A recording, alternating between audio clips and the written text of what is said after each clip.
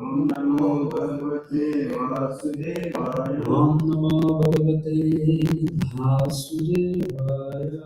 Om Namo Bhagavate Vasudevaya. Hare Krishna. So today we're continue reading from Srimad Bhagavatam. Before we do that, we read from Lila Mita. Correct? So today's class there will be quite a little bit of reading because today is also the disciplines day of some great Vaishnava acharyas. So we'll read a little bit about that as well. And also today is Gaur Astami. This is the day when Krishna in Bhava Vrindavan, when he begins to herd the cows. In the beginning, he's herding the calves. Is that right? He goes out to herd the calves first. Calves. So it's called Astami. So he's a big boy now. And it's great feelings of ecstasy and separation from Mother Yasoda in that regard. She sends Krishna out into the forest to take care of the calves, is it? The calves, it's not the cows, huh? Cows, okay. And actually, before we begin, you see this photo here? This is Rajendra Nandana Prabhu, by Prabhupada's Vyasa-san. He passed away just yesterday. He was he's a disciple of Prabhupada. I had some association with him when I regularly go to Mayapur to help teaching in the academy. And I often go on Navadvip Parikram. And he was, Rajendra Nanda was one of the main speakers on the Parikram. And such a, how can I explain, such a heartfelt, sincere devotee. To hear him give class was always touched my heart. He was so enthusiastic, so sincere, and one of the favorite speakers on Navadvip Mandal Parikram, and so yeah, he just recently passed away. Something else I was going to say about him. He was diagnosed with. Just a few weeks ago, after some sickness, he was diagnosed with cancer in the spine. He was given some months to live. He only lived 2 weeks. And the last day and a half, he wasn't speaking. Up to that, he was speaking with devotees, but the last day and a half, he wasn't speaking. But then just as he left this world, he said, Hare Krishna, Hare Rama. And then, gone. Yeah. So there's... but doubts that wherever he has gone, it's very, very auspicious. So just think of Rajendra Nanda Prabhu and say some prayers. Perhaps he should say some prayers for us, because he left us in the material world. So just in case you didn't know, this picture was there. Rajendra Nanda Prabhu ki jai. Okay, so let's read a bit from Srila Prabhupada Lilamrita, Uniting Two Worlds.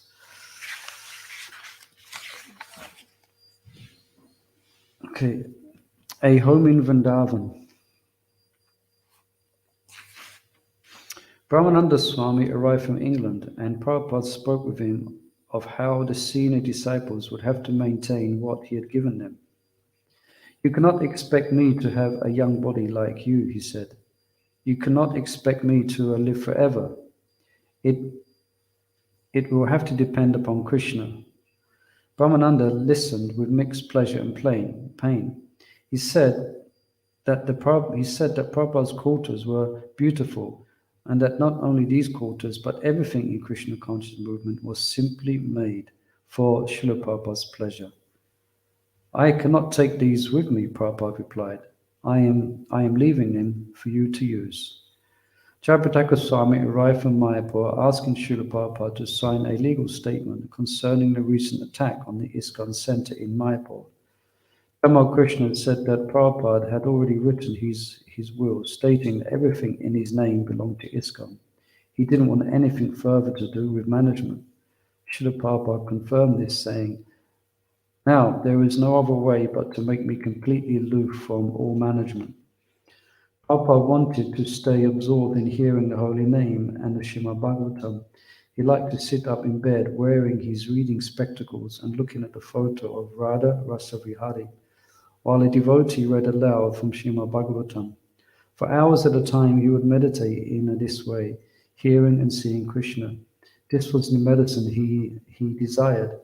Those who observed him in this way could understand that he was completely transcendental to the faults of his body, and that he was relishing the reading with great relief. And Tamal Krishna suggested that these readings go on each day. Srila Prabhupada said, "This is the most important thing. Read as much as possible." One evening, Tamal Krishna and Brahmananda recounted to Prabhupada the history of his purchasing the Bombay land. Prabhupada lay listening carefully to each word of the narration and his tolerance and triumph over many obstacles. At the one point, Prabhupada interjected, "That dog." The devotees paused, not knowing what he meant. Was he referring to the landlord or one of the politicians? But then he made it clear. He said that when he had stayed at the house of Mr. Shetty, he would have to ride each morning in Mr. Setty's car to the beach, and he would have to sit next to Mr. Setty's big German shepherd. Srila Prabhupada continued to talk. As he did, both Tamal, Krishna and Brahmananda realized that he was still conducting a battle. He was fighting for the strength to go on preaching for Radha Rasavihari if they desired. At the end of the recitation, Tamal Krishna offered his obeisance and said, "All glories to Krishna's great soldier. Jai Srila Prabhupada ki Jai." Okay, so let's perhaps just read the Srimad Bhagavatam verses for today, and the purport, and then we'll speak about the acharyas.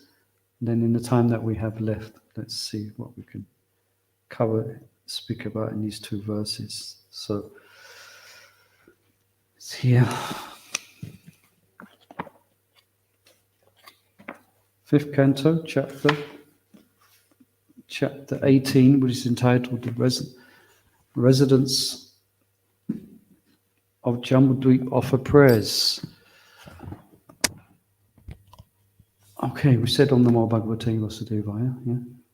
Okay, so chapter text 14 and 15, right? Okay.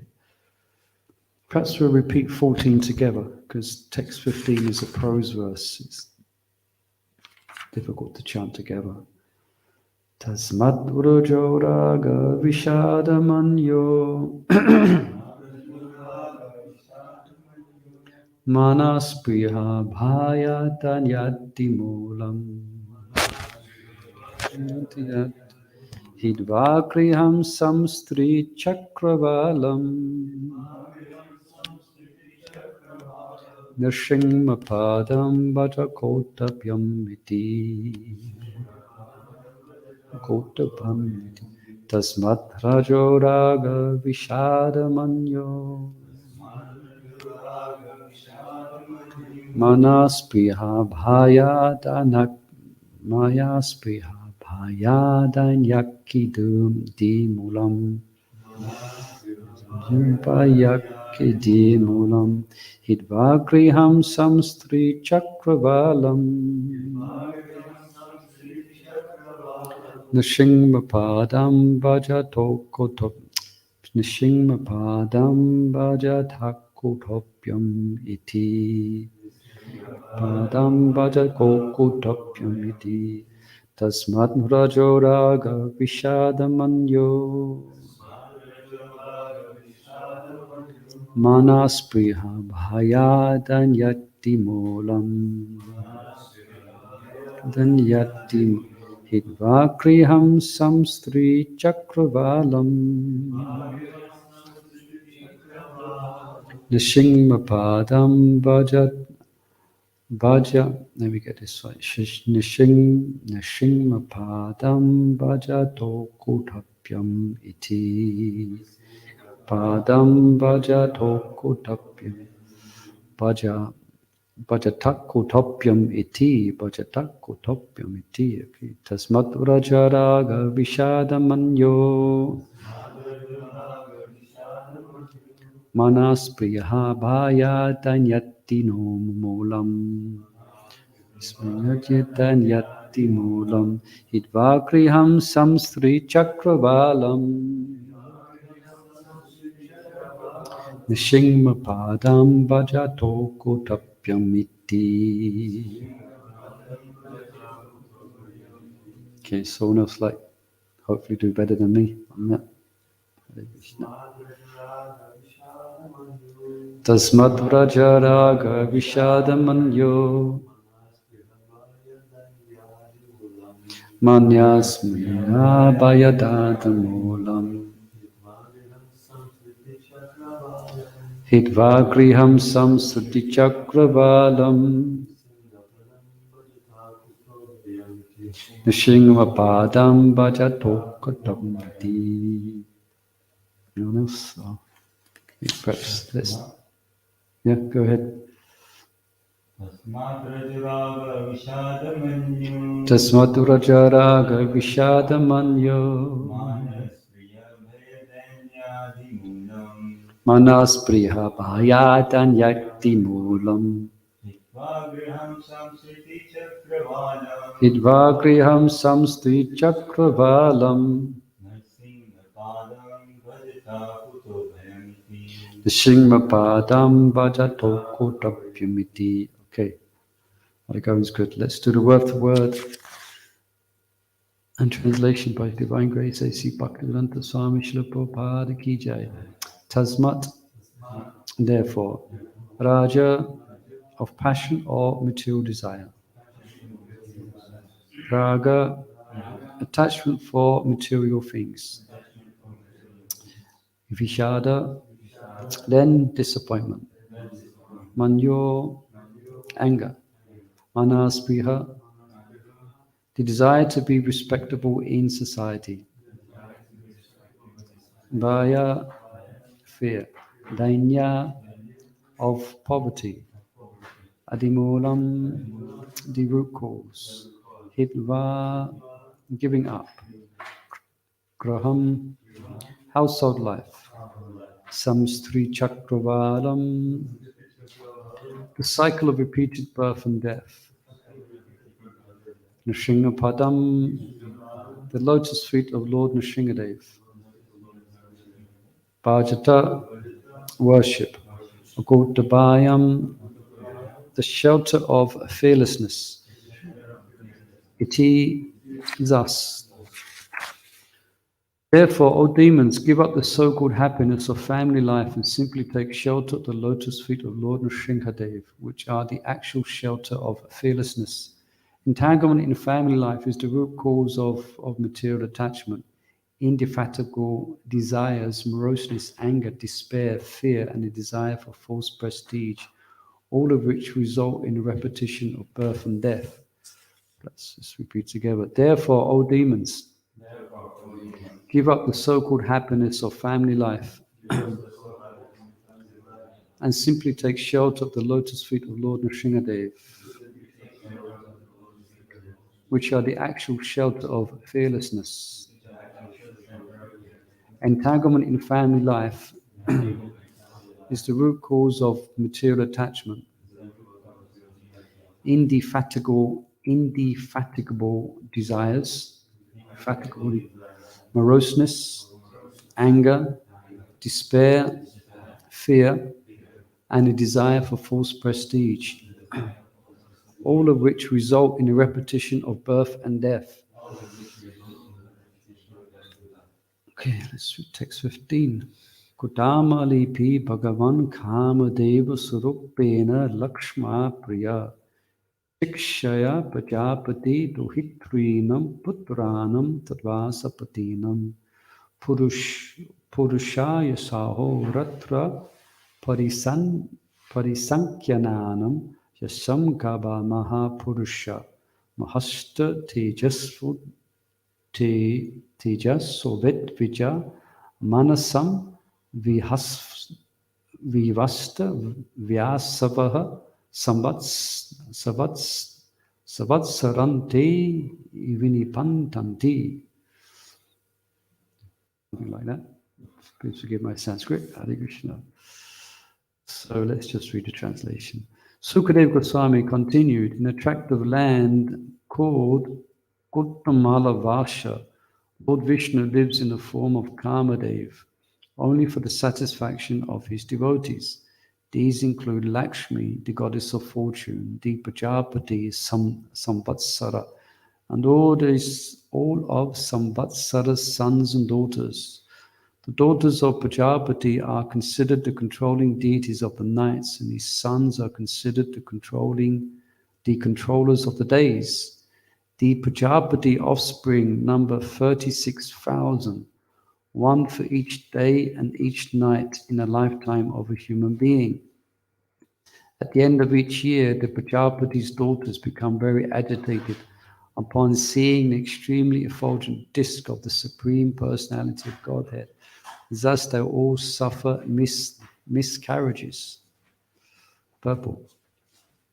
This Kamadev, who appears as Krishna's son, named Pradyumna, is Vishnu Tattva. How this is so is explained by Madhavacharya, who quotes from the Brahmanda Purana, Kamadeva Stitam Vishnum Upaste. Although this Kamadev is Vishnu Tattva, his body is not spiritual but material. Lord Vishnu, as Pradyumna or Kamadev, accepts a material body, but he still acts spiritually. It does not make any difference whether he accepts a spiritual or material body. He can act spiritually in any condition of existence. Mayavadi philosophers regard even Lord Krishna's body as material, but their opinions cannot impede the spiritual activity of the Lord. In purple. Om Jnanatimarandasya Gananjana Salakaya Chakshum Militam Yena Tasmai Shri Gurave Namaha. Jaya Sri Krishna Chaitanya Prabhu Nityananda Shri Advaita Gadadhara Shiva Sadi Gaura Bhaktivinoda. Hare Krishna, Krishna Krishna, Hare Hare, Hare Rama, Rama Rama, Hare Hare. Nama Om Vishnu Padaya, Krishna Pastaya Bhutale, Shrimati Bhakti Vedanta Swanti Namane. Namaste Saraswati Devi Gaura Vahani Pachaline, Nivasisha Sunivari, Pashtatara Satari. Jai Shri Prabhupada Ki Jai. Okay, let's see, if we have time, we'll speak about acharyas after.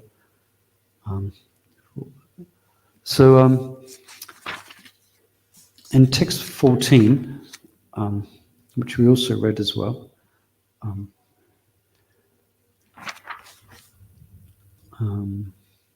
it's been described about not exactly the household life as we know it. Srila Prabhupada gave two nomenclatures for household life.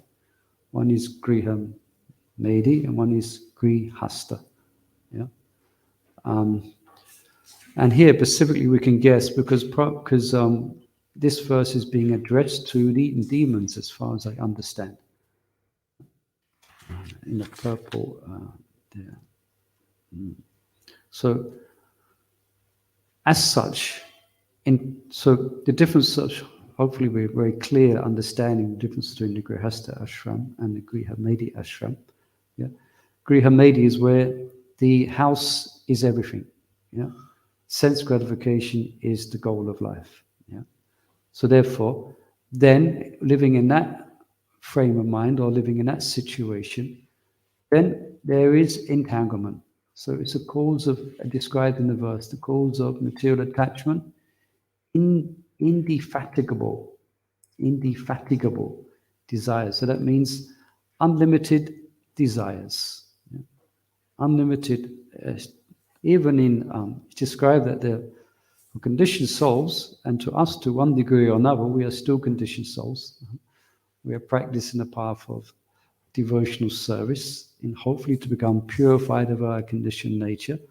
But conditioned souls, they an unlimited variety of material desires and plans to be happy in this world.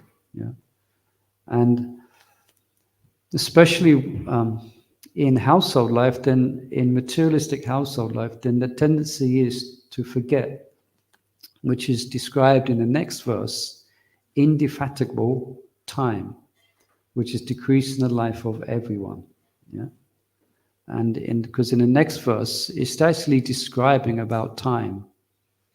Yeah. Described the Prajapati's offering offspring, number 36,000. So Prajapati, I was reading Srila Vishnu Chakravarti Thakur's purport on this as well. He says Prajapati refers to either the demigod that resides over the year or over the days.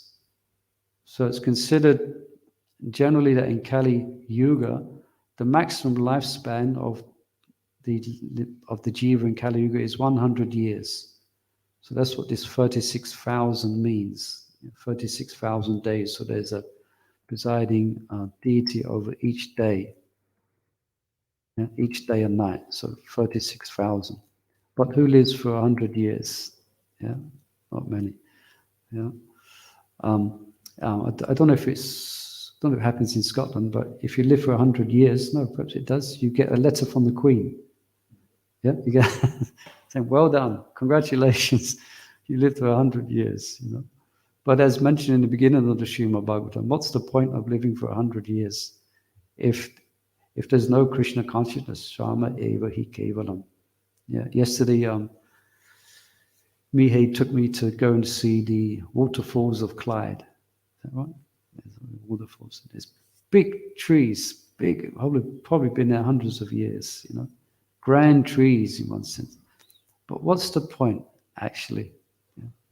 Okay, they're not living entities, so they're not endowed with the ability to engage in Sravanam, Kirtanam. Yeah. But in that sense, Shrama Evi Kevalam, what's the point of living 1,000 years? What's the point of living for 100 years? And who lives 100 years today? Yeah. One time I went to a cremation, as we do in this material world. You attend such things, and I was, as one does in a graveyard. I don't know if you do that, but when you're walking through a graveyard, you look at the inscriptions on the graves, and so and so died of. You can think it. So and so died at 30, 40, 20. You know, ages all the two. You know, children. Yeah, this is a nature of this material world. So the human form of life is meant to break free. It's meant to, it's an opportunity to actually go to the spiritual world, where there is no time, where in the spiritual world, because there is no time, then there is no such thing as the culture of death. It's very much part of the material world. You could say the culture of death. Mrityu samsara, this is a place of repeated birth and death. And if dying once is not enough, one has to die again and again and again. Repeated birth and death. Yeah, repeated in.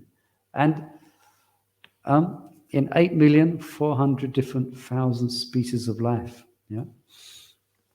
So this here, it described back to text 14, describes this is really the material conditioning for conditioned souls. Yeah. Moroseness, or first of all, indefatigable desires. So desires that lead to other desires and that cause one to become entangled more and more in the material world. Yeah. The more one engages in activities outside of activities which are focused for the pleasure of Krishna, then the more one is entangled. Yeah. Just like all the activities we're doing here, you're doing here is ultimately for the pleasure of Krishna, for Kodanitai and Mayapur Shashi. Yeah. And everything we're doing is helping to disentangle ourselves from indefatigable material desires, moroseness, anger, despair, fear, etc. Yeah. It's like Jayananda Prabhu, he was sweeping the leaves yesterday, and I've never seen such a happy soul. He looked so happy sweeping the leaves, and he was sweeping so hard that now he's falling asleep. He was speaking. I was really admiring such a simple thing, but such a joyful thing for a devotee, isn't it? Sweeping leaves. Like we have next to our temple, we have a little bit of greenery called Soho Square. There's a few trees there as well. It's quite amazing. And the guy cleans the leaves every autumn with this big machine. And he doesn't look very happy. He doesn't look very blissful.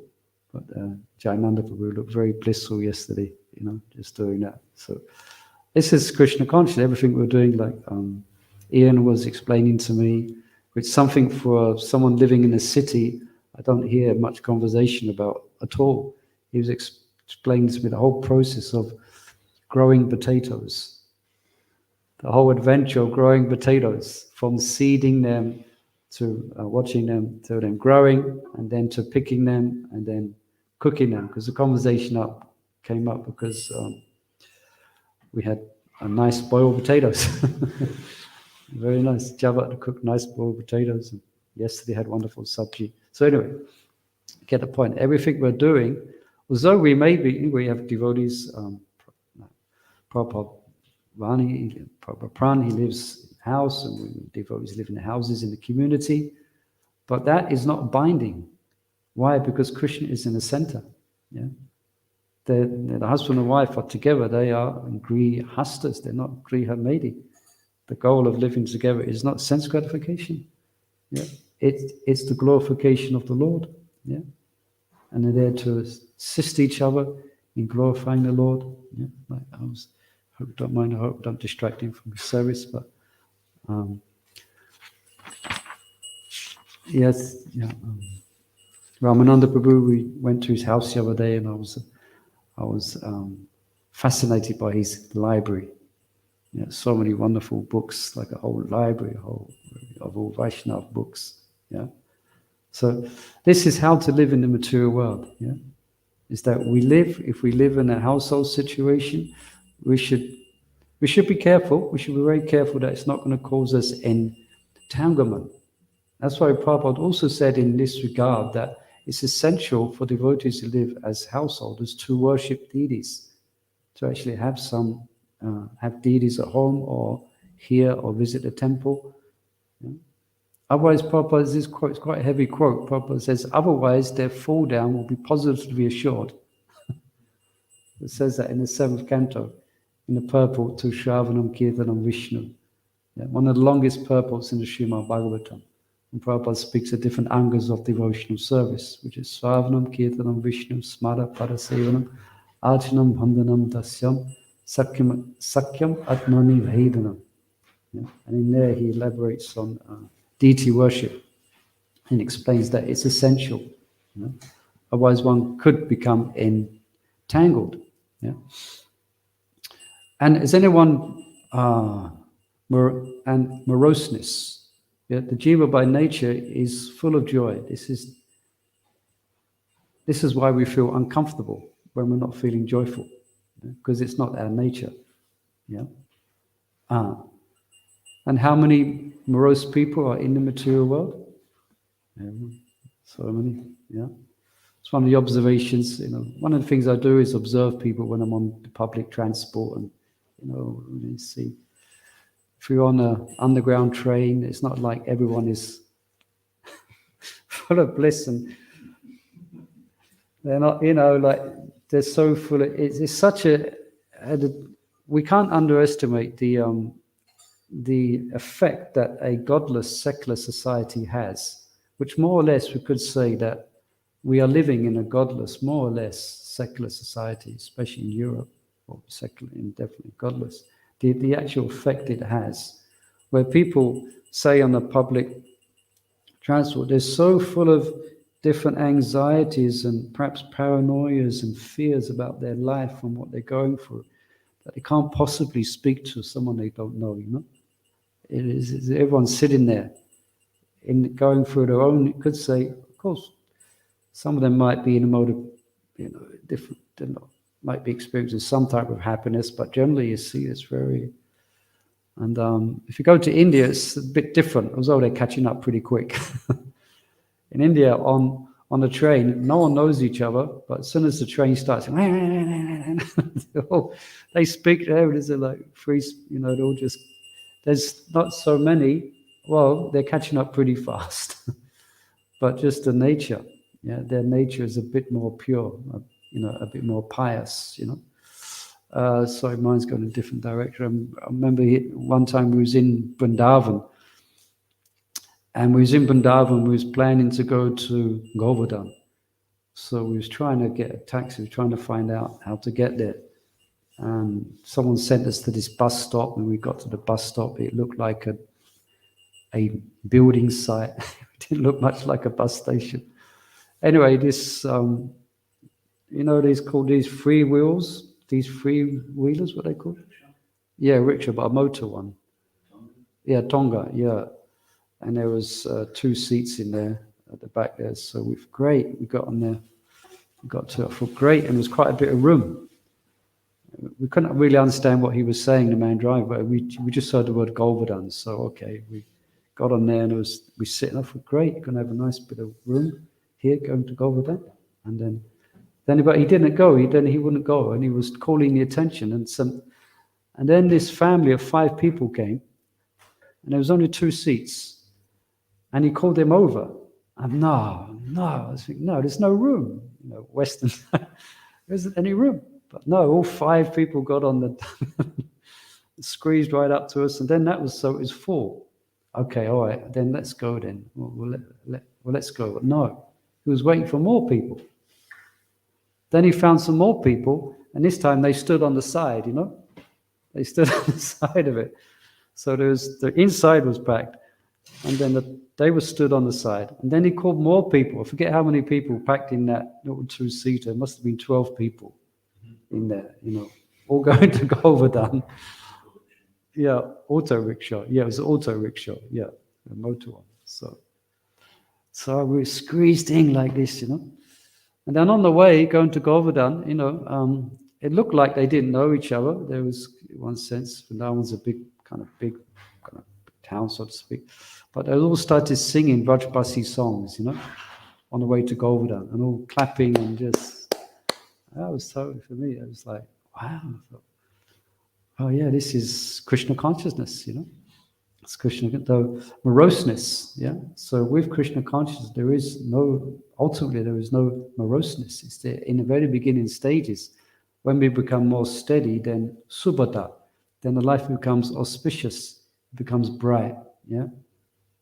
Before coming to Krishna consciousness, generally life is not very auspicious, yeah? Generally inauspicious. Everything we do is causing us to be more bound in the material world. Yeah? But to actually live a life where we're not morose. Yeah? Of course, devotees we were discussing this yesterday in the class we was leading yesterday, or we was doing a reading of the Nectar Devotion. And we're reading the latter chapters now in the Nectar Devotion, where it's speaking about the feelings of separation from of the devotees for Krishna, and their prayers of moroseness or sadness. Yeah, but we should never ever think that what their expressions of separation, so-called sadness, is not what they experience in the material world. It's a different flavor of the ecstasy of being Krishna conscious. Yeah. It's not actually as a product of the 3 modes of material nature. Yeah. So, and anger and despair. Yeah. We'd read the previous few verses before, really beautiful verses where Prahlad is praying, let the world be free of fear. Very well-known verse. Let everyone be pacified. Let everyone be free of envy. Yeah. Let everyone be free of anger, yeah, and despair. What does despair mean? It means hopelessness, yeah. Hopeless. Sounds too. This material world is hopeless. Trying to be happy in this material world is a hopeless endeavor. But we can be happy if we connect our activities up with Krishna. Yeah? Then we can, as described here, we can be free of these things and fear. Yeah, fear, bhayam, isn't it? Fear. Yeah, fear of the unknown. Yeah, fear what's going to happen. Yeah, anything can happen at any moment. Yeah. But if we take complete shelter of Krishna, we can take complete shelter of Krishna's lotus feet, then we can be free of fear. And then I'm just keeping in mind the time, because I would like to read something about the acharyas whose disappearance it is today. So, free of fear and a desire for false prestige, all of which result, what does it result in? Birth, death, old age, and disease, yeah? Again and again. Is there any questions on these points here? Otherwise, we can read about the Acharya's disappearance in the time that we have. And I didn't speak much on the next verse, or the purple, but really this verse in purple is speaking about the effects of time. Yeah, actually, described 36,000 days is equal to 100 years. So that's a lifetime of a human being if they're very fortunate. Yeah. So today is also Gopastami. This is the day when Krishna begins to herd the calves or cows. The calves, yeah. So as we were saying just beginning of the class, so this is a very significant day for the residents of Vrindavan. It's when Krishna begins to herd the calves, isn't it? The calves. He's grown up, so he's not old enough to herd the cows. He starts with the calves. Yeah. So he's known. I'm just reading here from the Srimad Bhagavatam. There's a verse in the 10th canto, chapter 21, which is the gopis hear the sound of the flute, and this verse allures to Krishna, who's known as Gopal. He begins to herd the calves. As we know, the whole culture of Vrindavan is surrounded by Goraksha, is surrounded by cows. And you just began your project, isn't it, on Govardhan Puja? What's it called again? The project of cow protection? Cow care, yeah. So such a wonderful, auspicious thing. Cows are they're so innocent. They're such innocent, beautiful animals, isn't it? They're so dependent on protection from humans. And there's a wonderful relationship between the two. A wonderful, intimate, wonderful relationship between the two. So let's just read here. Sukadeva Goswami said, thus the Vrindavan forest was filled with transparent autumnal waters and called by breezes, perfumed with the fragrance of lotus flowers growing in the clear lakes. The infallible Lord, accompanied by his cows and cowherd boyfriends, entered Vrindavan forest. So entered with his cows and cowherd boyfriends. There's a little explanation here. This is from Krishna Balaram's Vrindavan temple website, this explanation here. The Supreme Personality of Godhead, Sri Krishna, also celebrated as Govinda, the one who gives pleasure to the cows, and Gopal, the one who takes care of the cows, ever engages himself in herding, milking, and taking care of the Sarabi cows in the most magnificent holy land of Vrindavan, filled with lush green grass, tender and delicious, which is relished by the cows. At the banks of the river Yamuna, the crystal clear and fragrant waters, of whose currents are sweeter than nectar, are enjoyed by the cows of Vrajendra Nandana Shama Sundara. Although the pastime of herding the cows is eternally going on in the Nitya Leela, in Goloka Vrindavan, that's eternal pastimes, where there is no past and future, rather only the present, in which Lord relishes transient loving pastimes with his associates, But these pastimes in the material world is known as Naimittika, yeah, which is occasional pastimes. Yeah. So on one such Naimittika Leela that he performed in his pastimes in Boma Vrindavan was on the Ashtami Titi of the month of Kartik, where the Lord took the calves for the first time for grazing at a very young age. And on the same day, after a few years, he took out the cows for grazing. So this will be a big festival for the inhabitants of Vrindavan, especially Mother Yasoda. It's described that she dressed Krishna up like a theatrical dancer. She dressed him up in a wonderful costume.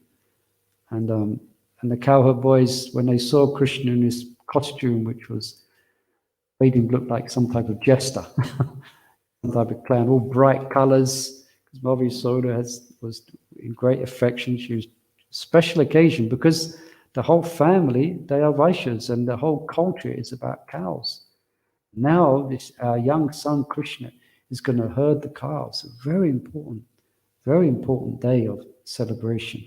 So she dressed Krishna up wonderfully, and described that the cowherd boys, his friends, when they saw him, they started laughing at him because of the way he was dressed, and they started poking fun at him. And it's quite a description, actually, how Mother Yasoda, she has so much love for Krishna. So he's just a young boy. Now he's going out into I don't know if they went to the forest with the calves, but they're going out. So she's so much affection for Krishna that in the beginning she won't let him go. Yeah, and he goes and he tries to go and she embraces young Krishna, and she's asking all the other cowherd boys to protect him. And he tries to go, but then she catches him again. And she brushes his hair and she smothers him with kisses again. And also Rishabh and Nanda Maharaj, Nanda Maharaj as well, so full of affection. So everyone in the village is gathered to see this because they all love Krishna so much. They have so much affection for Krishna. So they all come to see. It's a very exciting day. Krishna's going to begin herding the calves. Imagine how happy the calves are as well in the forest of Vrindavan. So that's today.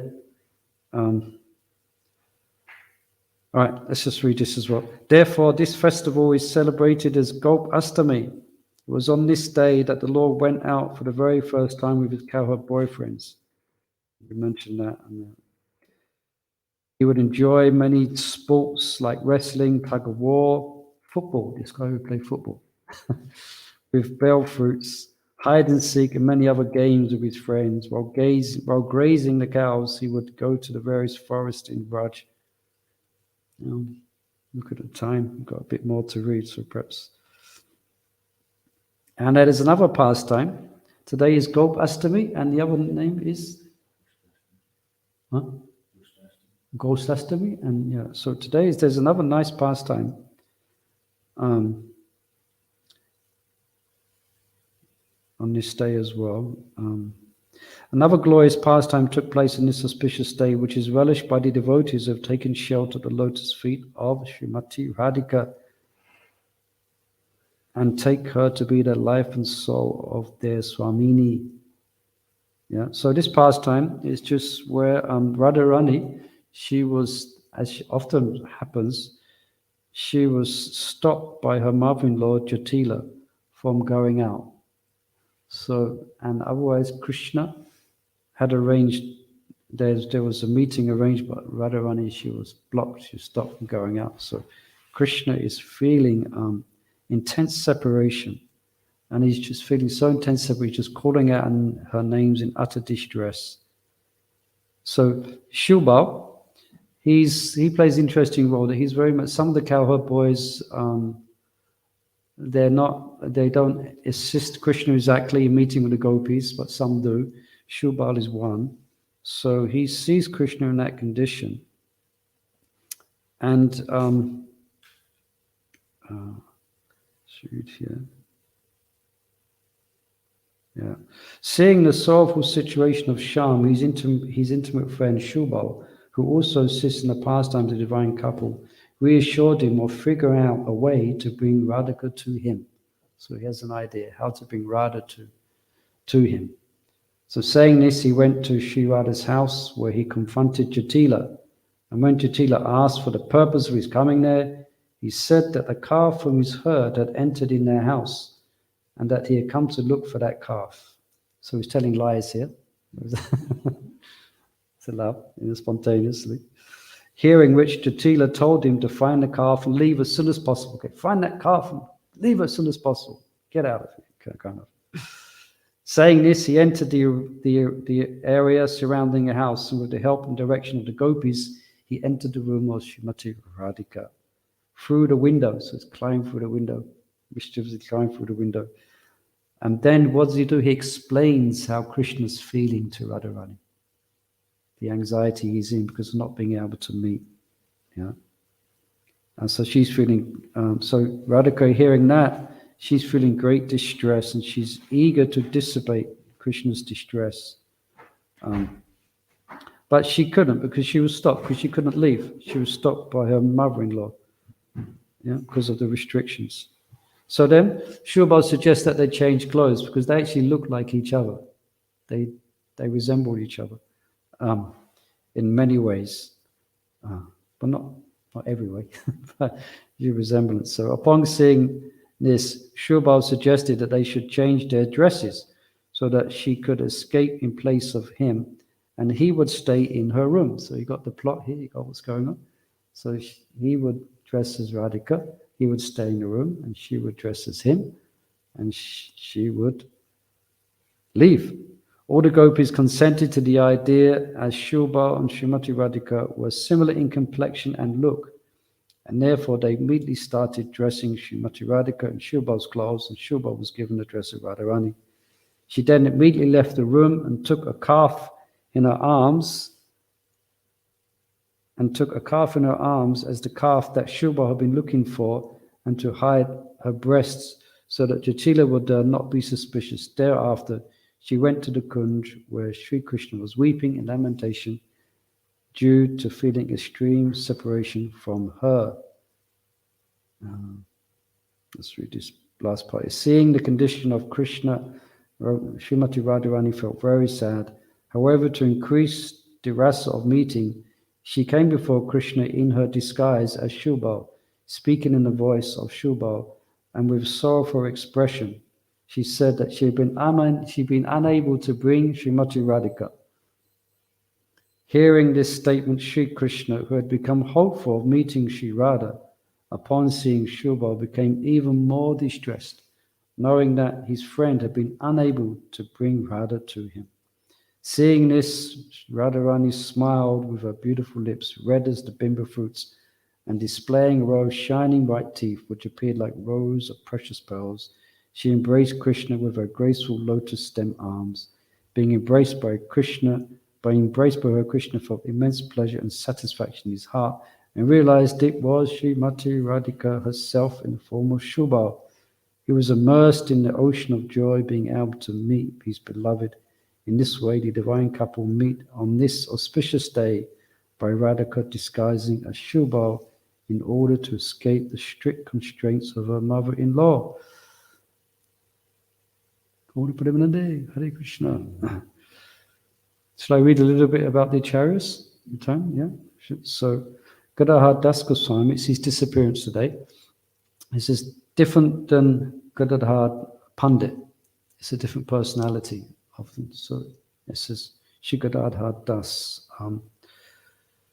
So he's a united form of Chandrakanti, an expansion of Radharani's effulgence, and Purnananda, an expansion of Lord Balaram's dear girlfriend. Thus Gadadhar Das was an associate. He's an associate of both Sri Chaitanya Mahaprabhu and Nityananda. Krishnadas Kaviraj describes Lord Chaitanya as Radha Bhava Jyoti Suvalitam, characterized by the emotions and bodily luster of Srimati Radharani. So Gadadhar Das is the luster or the effulgence of Radharani personified. Pretty esoterical. Yeah. Gadadhar Das is sometimes called the personification of Radhika's divine effulgence. So he was an associate of Lord Nityananda, actually.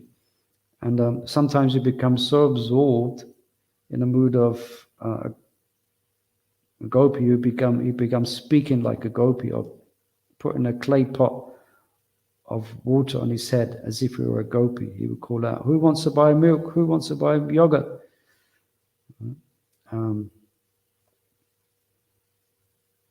And one pastime here, once while tasting Krishna Prema, he began dancing madly and chanting Krishna's name outside of all houses, the Kazi's mansion, in great ecstasy, just chanting and dancing the holy name. So the irate Muslim magistrate stormed out of his house to chastise him for disturbing the peace. Often we have the issue in London when we have kirtan, the neighbours always complain if we get too loud. You probably don't have that trouble here, no? You got your neighbours. Yeah. You're okay. In London we have, sometimes devotees get carried away in Soho Square and the kirtan goes loud and loud and loud, and then some neighbours come and complain. Then we have to comply, unfortunately. So he came out, "You're disturbing the peace." But then he saw Gadadhar Das, and he saw him dazzling, attractive, and he became stunned and he dropped his anger just by seeing him. And he said, Gadadhar Das then said to him, he asked him, "Why don't you chant the name of Hari?" And the Kazi said, "Tomorrow I shall chant the name of Hari." So that means he just chanted the name of Hari. Yeah. So hearing the Kazi inadvertently chant the holy name, fill Gadadhar with happiness. "Why tomorrow? You have already chanted today. And this powerful name of Hari will destroy your sins and purify your existence." From that day on, the Kazi took shelter of Sri Gadadhar Das Goswami. His samadhi is in the 64 samadhis area. So today is also the disappearance of Dhananjaya Pandit. There's a small section here describing him. Sri Chaitanya Bhagavat describes Dhananjaya Pandit as Vilakshana Mahanta. Having all the characteristics of great personality, he took part in Lord Gaurachandra's Navadvip Kirtan pastimes before moving to Vrindavan on Mahaprabhu's order. Carrying only a kamandhalu, but remaining absorbed in love of Sri Krishna and Sri Chaitanya, he travelled widely and preached. He established deities of Gaunitai, Sri Gopinath and Damodar. In Vraj Leela, he is Vasudhama, one of Balaram's Dodhasa Gopalas. And then Srinivasacharya. Perhaps we're more familiar with Srinivasacharya. It was Srinivasacharya, Narottam Das Thakur, and Shyamananda, who were given the mission to bring the Goswami's books from Vrindavan to Puri, I think, isn't it? Yeah? Is that right? Yeah, from Vrindavan to the area of Puri. And it's a great adventure, as it whole. They were a great adventure in that regard. We don't have time to tell that whole pastime. But so Srinivasacharya, after witnessing Lord Gauranga's sannyas ceremony at Katwa, Chaitanya Das and his pregnant wife visited Lord Chaitanya in Jagannath Puri. "Soon your wife will give birth to a son named Srinivas," said Lord Chaitanya, "and through Srinivas all the bhakti sastras of Rupa and Sanatana will be distributed." When his father left this world, Srinivas visited the remaining associates of Lord Gauranga in Katwa, Navadvip and Jagannath Puri. They blessed Srinivas and gave him valuable instructions for spiritual advancement. Seeing his absorption in Gauranga Prem, they knew he was an embodiment of Gaura Shakti, the energy of Sri Gauranga Mahaprabhu. He came to Vrindavan, toured the 12 forests and took Diksha from Gopal Bhatta Goswami. Sri Jiva Goswami taught him the complete philosophy of Gaudiya Vaishnavism. Acknowledging his vast learning, Sri Jiva gave Srinivas the title Acharya. Accepting Sri Jiva's order, Srinivas and his two friends, Shyamananda Prabhu and Narottam Das Thakur, pioneered the first transcendental book distribution party. Vrajbasi Sankirtan Party ki jai. They took a bullock cart of the Goswami's devotional writings from Vrindavan and passed them out all over Bengal and Orissa. Srinivasacharya initiated many disciples. Ramachandra Kaviraj and others wrote songs full of bhakti, Sat Goswami Ashtakam, and introduced a special kirtan style. While leading kirtan, he would sometimes lose his voice from chanting so long.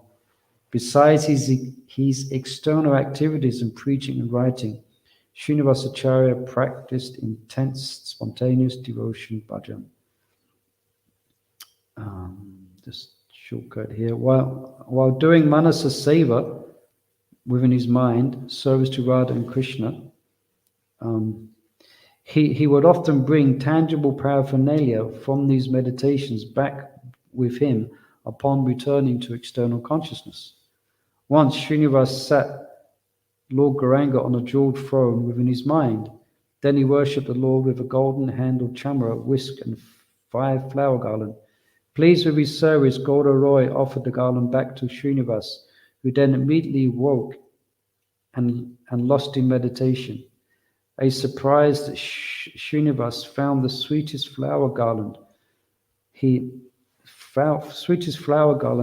ever smelled hanging around his neck when he returned to external consciousness. So this was after Lord Chaitanya Mahaprabhu had left, I think. So this is post Lord Chaitanya Mahaprabhu.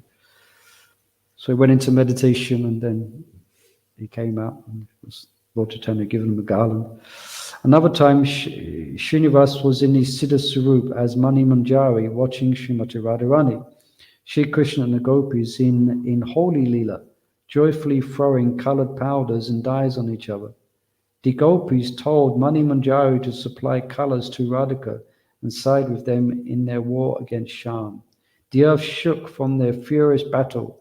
Srinivas's meditation abruptly broke. His body was completely covered from head to toe with fragrant and exotic rainbow-coloured powders imported from the spiritual world. Jai Srinivasacharya ki jai. That's real absorption in one's chanting. You go to the spiritual world and come back with some paraphernalia. Jai Srinivasacharya ki jai, Dhananjay Pandit ki jai, Shri Gadadhar Das Goswami ki jai. And today I was, Prabhupada Parampara, probably you might have saw, Rajendra left yesterday, Rajendra Nandana Prabhu, so we mentioned a little bit about him in the beginning. I had his association to some degree because he would always attend Navadvip Paragrams. Such a wonderful speaker of Lord Chaitanya's pastimes, you know. He will be very much missed everywhere, especially in Mayapur. So he just left us. Right. Any comments? Any last comments want to make? Otherwise we can. Raj, Srimad Bhagavatam, keep Jai. Hare Krishna. Hare Krishna.